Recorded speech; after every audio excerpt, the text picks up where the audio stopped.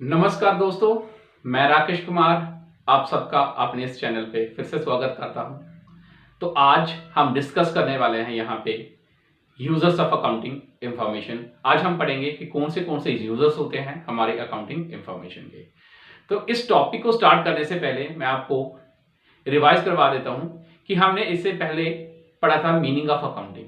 Meaning of accounting में आपने पढ़ा था कि जो हमारी फाइनेंशियल इंफॉर्मेशन होती है, जिसे हम कहते हैं एंड रिजल्ट, उसके कौन से यूजर्स होते हैं। तो मैंने उस दिन भी बात की थी, हमारे दो तरह के यूजर्स होते हैं, एक होते हैं हमारे इंटरनल और एक होते हैं एक्सटर्नल यूजर्स।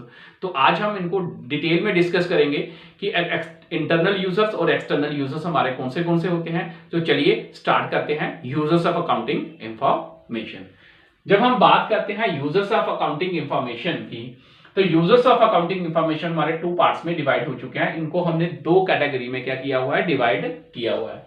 पहले होते हैं हमारे इंटरनल यूजर्स और होते हैं एक सेकंड होते हैं हमारे एक्सटर्नल यूजर्स। तो सबसे पहले हम बात करते हैं हमारे internal users.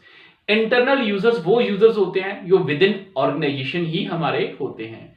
With in organisation जो लोग हमारी अकाउंटिंग इंफॉर्मेशन के बारे में स्टडी करते हैं, they are known as owners, management and employees and worker.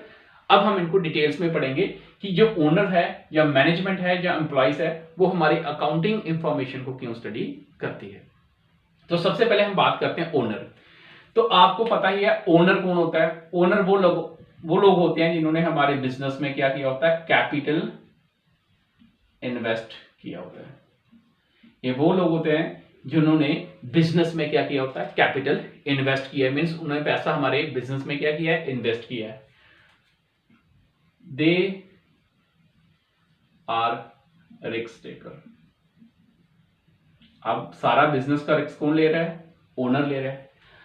Eight the end of the year जो ओनर है वो इस इंफॉर्मेशन को इसलिए स्टडी करता है कि भैया जिस बिजनेस में मैंने अपनी इन्वेस्टमेंट की हुई है, क्या वहां से मुझे क्या आ रहा है, प्रॉफिट आ रहा है, या मुझे क्या हो रहा है, लॉस हो रहा है। उसे भी तो इंटरेस्टेड है ना, ही इज ऑल्सो इंटरेस्टेड, उसको भी तो इंटरेस्ट होगा, ओनर को भी तो इंटरेस्ट है कि वो भी अपनी अकाउंटिंग इंफॉर्मेशन के बारे में स्टडी करे कि भैया eight the end of the year उसे प्रॉफिट हुआ है या लॉस हुआ है। तो दूसरा उस बात के लिए भी वो चिंतित रहता है कि जो उसने पैसा इन्वेस्ट किया है, क्या वो सेफ्टी में है या नहीं है, क्या जो उसने पैसा इन्वेस्ट किया क्या ये ना हो वो भी क्या हो जाए, लॉस में चला जाए। तो इस केस में क्या करता है, जो इंटरनल यूजर्स होते हैं, जो ओनर होता है, वो हमारी इंफॉर्मेशन को क्या करता है, स्टडी करता है eight the end of the year. उसके बाद आती है मैनेजमेंट। देखो जब हम मैनेजमेंट की बात करते हैं तो मैनेजमेंट एक ऐसी अब टीम है जो हमारी अकाउंटिंग इंफॉर्मेशन को सबसे ज्यादा यूज करती है। अब जो मैनेजमेंट है वो सबसे ज्यादा हमारी अकाउंटिंग इंफॉर्मेशन को यूज करती है। अब अकाउंटिंग इंफॉर्मेशन को पहला रीजन है वो सबसे ज्यादा यूज क्यों करती है, because management has to take decisions. अब मैनेजमेंट को क्या करने हैं, डिसीजंस लेने हैं। कि मैनेजमेंट क्या करती है, डिसीजन लेती है। अब डिसीजन किसके रिलेटेड है, सेलिंग प्राइस,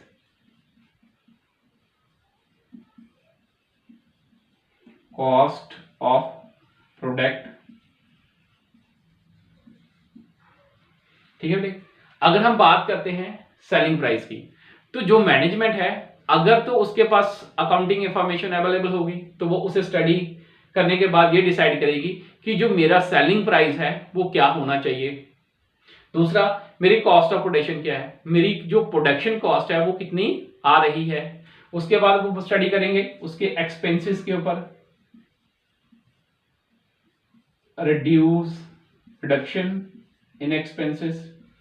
अब अगर मैनेजमेंट को पूरी information at the end of year पता लग जाएगी या उसके पास होगी, तो वो एक्सपेंसेस को कम करने की कोशिश करेगी कि कहां कहां पे मेरे ज्यादा एक्सपेंसेस हैं, उनको मैं रिड्यूस करने की कोशिश करूं।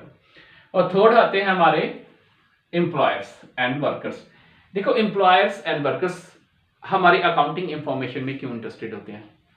As an worker and employer I am always interested to know the profitability of the business. मुझे हमेशा इसमें इंटरेस्ट रहता है कि मेरी जो बिजनेस की प्रॉफिटेबिलिटी है वो कैसी है। अगर तो बिजनेस की प्रॉफिट होगा, अगर तो बिजनेस में प्रॉफिट होगा तो दे आर इंश्योर, वो इंश्योर हो जाएंगे कि इस बार उन्हें कुछ ना कुछ बोनस पक्का मिलने वाला है।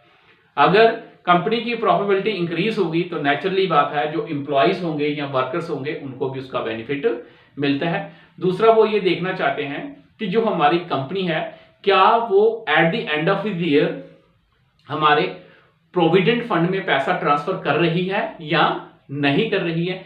इसलिए जो एम्प्लॉयर्स या एम्प्लॉइज एंड वर्कर्स क्या होते हैं, they are also interested in the accounting information. अब हम बात चलते हैं किसकी, एक्सटर्नल यूजर्स की, कि हमारे एक्सटर्नल यूजर्स के होते हैं। जब एक्सटर्नल यूजर्स की बात करते हैं तो ये वो लोग होते हैं जो हमारे बिजनेस का पार्ट नहीं होते हैं, लेकिन they are also interested to know the accounting information at the end of the year. ये लोग भी बड़े ज्यादा इंटरेस्टेड होते हैं हमारी अकाउंटिंग इंफॉर्मेशन में। तो सबसे पहले हम बात करते हैं बैंक एंड फाइनेंशियल इंस्टीट्यूशंस। देखिए bank and financial institution, bank वो पर्संस होते हैं, जब बैंक वो ऑर्गेनाइजेशन है जो आपको बिजनेस में लोन प्रोवाइड करती है। It's mean they have given loan to the business and they are also interested in the business accounting information. वो अपने अकाउंटिंग इंफॉर्मेशन, हमारे बिजनेस की अकाउंटिंग इंफॉर्मेशन पे इंटरेस्टेड होते हैं। वो ये देखना चाहते हैं कि at the end of the year जिस कंपनी को या जिस ऑर्गेनाइजेशन को मैंने पैसा दिया है क्या वो इस फाइनेंशियल पोजीशन में है कि वो मेरी पेमेंट रिटर्न कर पाएगी, जो मैंने लोन दिया क्या वो मुझे वापस दे भी पाएगी या नहीं दे पाएगी।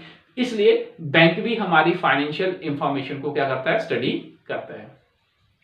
उसके बाद आते हैं हमारे इन्वेस्टर्स एंड पोटेंशियल इन्वेस्टर्स। देखिए जब हम बात करते हैं इन्वेस्टर्स, इन्वेस्टर हमारे दो तरह के हो गए। देखिए अब हमने बात की यहाँ पे एक इन्वेस्टर्स की और दूसरे हमने बात की पोटेंशियल इन्वेस्टर्स की। तो सबसे पहले हम बात करेंगे इन्वेस्टर्स कौन से होते हैं। इन्वेस्टर वो लोग होते हैं जिन्होंने हमारी कंपनी में पहले से ही पैसा इन्वेस्ट किया हुआ है। तो फॉर एग्जांपल मैं एक लेके चलता हूं, अगर मैं एग्जांपल लेके चलूं कि राम क्या हमारा इन्वेस्टर है, राम हमारा क्या है, इन्वेस्टर है। अब उसने बिजनेस में क्या किया है, पैसा इन्वेस्ट किया। तो definitely at the end of the year he is interested to know the financial position of the company. वो भी इंटरेस्ट रखता है कि भैया जिस कंपनी में मैंने पैसा इन्वेस्ट किया है उसकी जो फाइनेंशियल पोजीशन है वो कैसी है, कि जो मैंने पैसा इन्वेस्ट किया है क्या उसके ऊपर मुझे प्रॉफिट मिलने वाला है या नहीं मिलने वाला है। इसलिए वो भी क्या करते हैं, इंटरेस्ट रखते हैं हमारी अकाउंटिंग इंफॉर्मेशन में। एंड सेकंड मैंने बात की थी आपको पोटेंशियल इन्वेस्टर्स। देखिए पोटेंशियल इन्वेस्टर्स वो इन्वेस्टर्स होते हैं जो आपकी कंपनी के इन्वेस्टर्स नहीं हैं, but they are interested to invest in your company. वो इंटरेस्ट रखते हैं कि आपकी कंपनी में पैसा क्या करूं, इन्वेस्ट करूं। एक इन्वेस्टर किसी कंपनी में पैसा कब इन्वेस्ट करेगा, जब उसकी वो फाइनेंशियल पोजीशन को क्या देखेगा, स्ट्रांग देखेगा। अगर किसी की फाइनेंशियल पोजीशन क्या है, बिजनेस की स्ट्रांग है, तो डेफिनेटली आप या मैं उस कंपनी में पैसा इन्वेस्ट करने के लिए सोचेंगे। अगर उसकी फाइनेंशियल पोजीशन सही नहीं है तो डेफिनेटली आप या मैं उस कंपनी में पैसा कभी भी इन्वेस्ट करने की नहीं सोचेंगे। तो इसलिए investors and potential investors both are interested to know the financial information of the company. अब बात करते हैं हम क्रेडिटर्स की। तो क्रेडिटर्स को अगर मैं बताऊं तो क्रेडिटर्स को हम सप्लायर्स भी कहते हैं। क्रेडिटर्स को हम क्या कहते हैं, सप्लायर्स भी कहते हैं। देखो जब हम बात करते हैं क्रेडिटर्स और suppliers, suppliers are the person, supplier वो लोग होते हैं जो हमारी कंपनी में मटेरियल क्या करते हैं, सप्लाई करते हैं। Whether it is a raw material, कुछ भी आप लगा लो, जो हमारी कंपनी में क्या करते हैं, डे टू डे हमारी ऑर्गेनाइजेशन में मटेरियल क्या करते हैं, सप्लाई करते हैं। They are also interested to know the financial position of the business. वो लोग भी इंटरेस्ट रखते हैं कि उनकी जो फाइनेंशियल पोजीशन है, जिस कंपनी में उन्होंने पैसा इन्वेस्ट किया है, उस बिजनेस की फाइनेंशियल पोजीशन क्या है। क्या वो कंपनी जो है इस पोजीशन में है कि वो हमारी जो पेमेंट है वो पे कर सकती है। इट्स मीन उसकी लिक्विडिटी पोजीशन, लिक्विडिटी रेशियो में क्या रखते हैं, वो इंटरेस्ट रखते हैं। लिक्विडिटी का मतलब होता है कि cash which the payment which can be paid in with in 1 year. वो पेमेंट्स जो हम विद इन 1 ईयर पे करने वाले हैं, क्या हमारी कंपनी जो है इस पोजीशन में है कि क्या उनका पैसा वो पे कर सके। इसलिए जो क्रेडिटर्स होते हैं या सप्लायर्स होते हैं वो भी हमारी अकाउंटिंग इंफॉर्मेशन में क्या रखते हैं, इंटरेस्ट रखते हैं। अब हम बात करते हैं गवर्नमेंट एंड इट्स अथॉरिटी। जब देखिए बात करते हैं गवर्नमेंट, अब गवर्नमेंट ने क्या करना होता है eight the end of the year, आप लोगों को सबको पता है कि हमारी जो नेशनल इनकम जिसे हम बात करते हैं जीडीपी, और हम इसे कहते हैं नेशनल इनकम। तो जब भी government at the end of the year government को क्या करना पड़ता है, अपनी जीडीपी को क्या करना पड़ता है, अनाउंस करना पड़ता है। अब जीडीपी कैसे कैलकुलेट करती है, जितने भी हमारे मैन्युफैक्चरिंग सेक्टर्स होते हैं, वेदर इज मैन्युफैक्चरिंग, सबका क्या करती है, टोटल करती है, उनकी इनकम को कैलकुलेट करती है, उनकी टर्नओवर को क्या करती है, टोटल करती है। तो हमें पता लगता है कि हमारी इंडिया के अंदर कितनी प्रोडक्शन हुई है। इसलिए गवर्नमेंट जो होती है वो इंटरेस्ट रखती है कि जब भी उसे क्या करनी है, अपनी नेशनल इनकम को कैलकुलेट करना है, तो definitely they are interested in the financial position of the information of the companies. वो भी हमारी अकाउंटिंग इंफॉर्मेशन में इंटरेस्टेड होती हैं। दूसरा, गवर्नमेंट ने कोई पॉलिसीज बनानी है या टैक्सेस लगाने हैं, कौन से टैक्सेस कम करने हैं, कौन से टैक्सेस ज्यादा करने हैं, किन गुड्स के ऊपर प्रोडक्शन इंक्रीज करनी है, किन प्रोडक्ट्स की क्या करनी है, हमने प्रोडक्शन डिक्रीज करनी है। तो उन सब के लिए गवर्नमेंट क्या करती है, आपकी फाइनेंशियल अकाउंटिंग इंफॉर्मेशन को क्या करती है, स्टडी करती है। उसके बाद आते हैं हमारी कंज्यूमर्स। देखो, कंज्यूमर वो लोग होते हैं जो आपकी कंपनी का प्रोडक्ट क्या करते हैं, यूज करते हैं। तो they are interested whether the company is going to sell quality product at a reasonable price और नॉट। क्योंकि मैंने आपसे पहले बात किया था, जो मैनेजमेंट होती है वो हमेशा किसमें इंटरेस्ट रखती है, कि हमारा सेलिंग प्राइस डिसाइड करने में रखती है।